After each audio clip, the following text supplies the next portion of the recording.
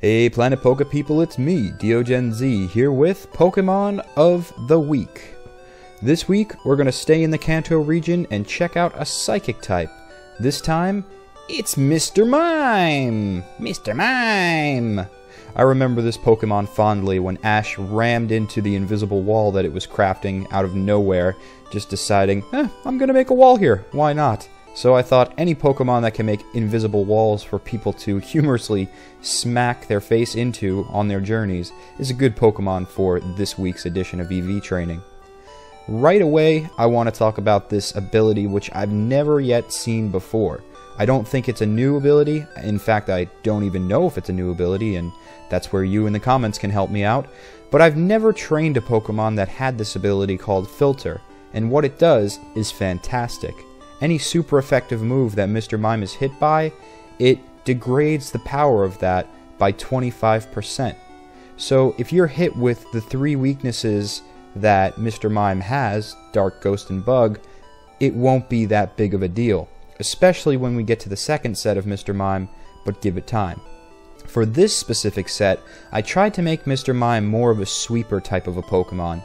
It's got pretty okay speed. I mean, 90 is nothing to balk at. That's definitely a workable speed to use. Yes, there are other Pokemon out there in the metagame that will be faster, but this being somewhere I would imagine in the never used category, because I rarely see Mr. Mime in the metagame, at least on the top tier overused categories. I'm guessing it's around there, so you'll have to figure out, calculations wise, how many other Pokemon can outrun this thing. But it's not a huge deal. I still say max out the speed EV points because it will give you priority over most of the things you encounter. I was actually really surprised to see when I looked at its base stats that it had such a significant speed. I thought since it was so busy building up invisible barriers, it wasn't much for running around. But this thing can sprint pretty speedily. And you'll also notice it's got a pretty significant special defense. That's why I made another set which takes great advantage of that. But in this set, I want to max out the special attack EVs, which are 20 points difference away in the special defense, so that's its second grandest move. Whenever you're looking to train in effort values, that's usually the quick hint that can help you out. You look for the stat that has the biggest amount of power. That's usually what its affinity towards its stats are going to be, so that when you're training, you know what to not waste EVs on. You're not going to go after Rattatas, which I believe give you EVs in either attack or speed. I don't recall. It's either one or the other. And you may be training a wall. Well, it's not going to pay out to train a wall in those kind of things. But more on that when the EV training series comes out. That'll help out a lot of people, I'm sure. Over in the move pool, it's pretty workable. You know, it's not like last week's Pokemon of the Week, where we had an abundance of physical attacks to choose from. I mean, for one thing, obviously, Mr. Mime, being a special attacking Psychic type, is only going to have special attacks. But what I mean is, it doesn't have a huge move pool. It doesn't have many different options for you to switch out. But looking at this set here, I thought that this is a pretty good coverage range. You have your stab move of a 90 powered Psychic, so that's going to be your strongest one. Boost that up with a Nasty Plot when you get the chance and your opponent is perhaps setting up Stealth Rocks or trying to do Taunt. Well, you ideally want to do this before they try and pull a Taunt, because then Nasty Plot is pointless. But another option that I always encourage people to try out, because it's very satisfying not having to take any turns to charge up another Pokemon, is baton passing the stats of another Nasty Plotted poke onto this Mr. Mime, so it can just get to wrecking havoc with special attacks of Psychic, Thunderbolt, and Energy Ball, all of which are just very, very strong, hard-hitting moves. Now, one thing that you might want to consider is switching out one of these moves, maybe Thunderbolt or Energy Ball, or even Nasty Plot if you want to make this a purely offensive set and you want to take my example of baton passing stats over into the Mime so it doesn't need to waste a move. Then you might want to switch Nasty Plot out with Hidden Power. Hidden Power, I would go with probably Fighting, because that will give you the advantage over Dark types. Of course, you know, you have Ghost and Bug, and I'm trying to think what really super effectively strikes them all, but there are 3 types that don't really have a least common effectiveness factor.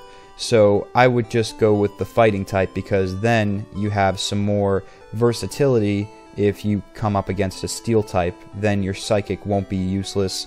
Thunderbolt can sometimes work against them, and Energy Ball is only really useless against steel types that are also partially ground or rock type. So I would say if you wanted to put Hidden Power on there, make it Hidden Power Fighting type. And the way that you control that is all based on IVs and individual values, things like that. That's something completely separate from effort values, and it's not something I'm going to take the time to talk about in this video, but I may end up having to talk about it in the EV training video, since it does play a role in one of the best special attacks that every Pokemon can use. Hidden Power is awesome, because you don't know what kind of type it's going to be when your opponent unleashes it. You can only assume that it's going to be super effective, and since every single Pokemon can learn Hidden Power, every single Pokemon, especially the special attackers, have the potential to possess the move that will take down your team, and you won't even see it coming. So if you are in the habit of versing someone who has more Ghost or Bug type, then maybe make it Hidden Power Fire, make it Hidden Power Ghost, or again Hidden Power Dark. You might as well.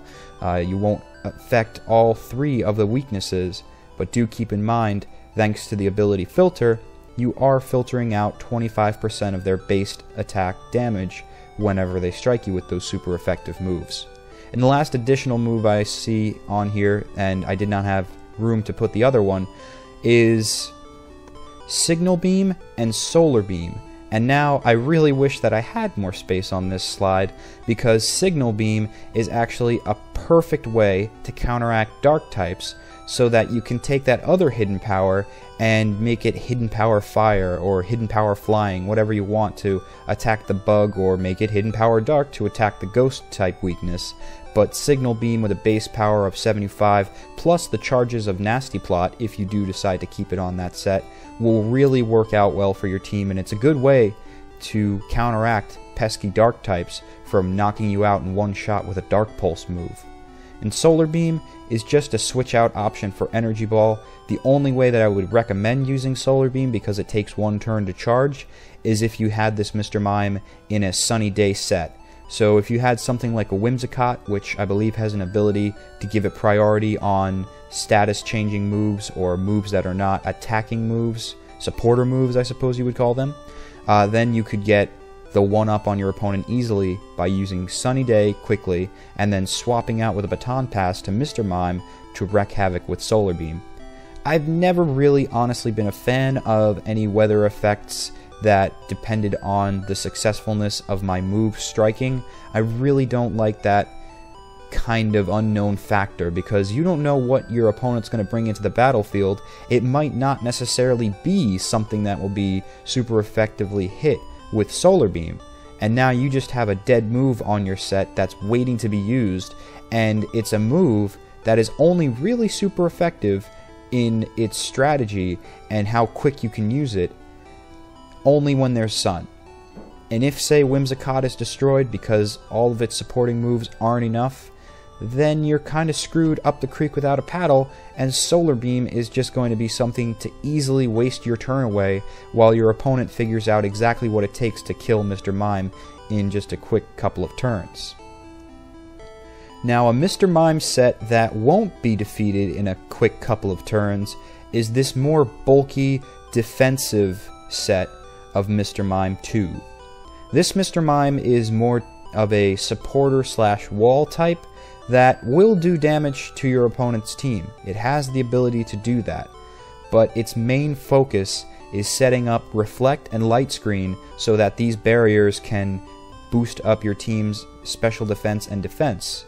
See, unlike Baton Pass, upgradable moves, where you have to use Baton Pass if you use Nasty Plot in order to transfer those upgraded stats over to the next Pokemon that swaps out, the nice thing about Reflect and Light Screen is it doesn't matter if you use Switch. Those screens will stay up for 5 turns, and once those 5 turns are set, you could switch Mr. Mime back into your team and then throw out something like a wall that will counteract and be a transition into next steps of defeating your opponent. Basically what I'm suggesting here is, since you have a hard switch to make with Mr. Mime in this case, because you can have the choice to sit around and play with Mr. Mime on the field, but note that this thing is easily debunked by a dark type. In the last set, we had Signal Beam potential, and I'm not saying you don't have it in this set, just that I went with Psychic because it's its stab move, it's one of its strongest base power moves of 90, and it has the best chance of dealing the most amount of damage once you use Power Split, which is what makes this a supporting / wall type of a set, because what Power Split does is it takes your opponent attack and special attack and cuts it on average with yours. It averages it out. Pretty much like Pain Split, but just Power Split. So instead of worrying about the health, it focuses on the stats. So if you are up against an opponent, they've got their sweeper on the field trying to take out Mr. Mime in a jiff, they don't want this supporting wall to deal with, then you can Power Split them, and even if they are a dark type, switch out, and you've already ruined their set of stronger stats that they've worked so hard to EV train for. You've ruined that plan, because you've already split up their power, and the only way that they'll get their stats restored is switching out. So it's up to them. Do they want to be forced into a corner with weaker attack or special attack, or are they still forced in a corner by having to switch out? Sometimes switching out, forcing your opponent to do that, is not great, but on most cases it is. Because even if they do switch to something that's far more deadly than the sweeper that you messed around with the Power Split, you still have a larger idea of what your opponent's team is, and that's one of the big things in claiming victory. Understanding what potentials your opponent can release on you, and being able to react to that before they send the Pokemon out. So if you know that there's a Dragonite on their team, you know damn well you better have a Pokemon with Dragon Claw or Draco Meteor or something to handle that threat when it comes out. But due to that knowledge gained on an earlier move, perhaps, you'll know when to spring your sweeper in order to take it out, and not use it prematurely, wasting that super effective dragon move that you could have used to take out that potential Dragonite. So that's why getting your opponent to switch and using Power Split in this method could be very advantageous to your overall team performance. On the effort value side of things, I split it up between speed. This thing still has good speed, so I want it to be swift and be able to set up these reflect and light screen barriers as quick as possible.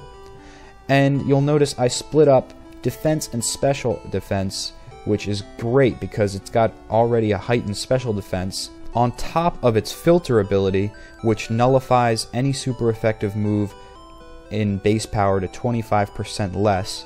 And since it's already faster than most of your opponents, ideally, you'll have some chance to set up reflector light screen depending upon who's on the field.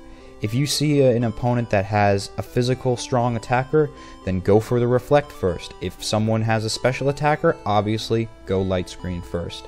Whatever you need to do to make this set more bulky, the better.